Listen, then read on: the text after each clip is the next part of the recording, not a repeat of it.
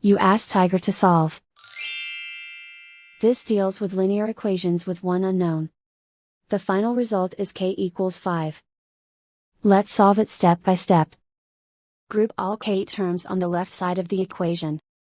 Subtract 8k from both sides. Group like terms. Simplify the arithmetic. Group like terms. Simplify the arithmetic. Group all constants on the right side of the equation. Subtract 19 from both sides. Simplify the arithmetic.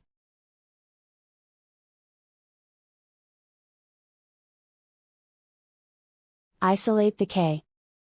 Divide both sides by -4. Cancel out the negatives.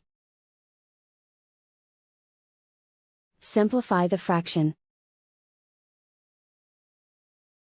Cancel out the negatives. Find the greatest common factor of the numerator and denominator. Factor out and cancel the greatest common factor. And so the final result is k equals 5.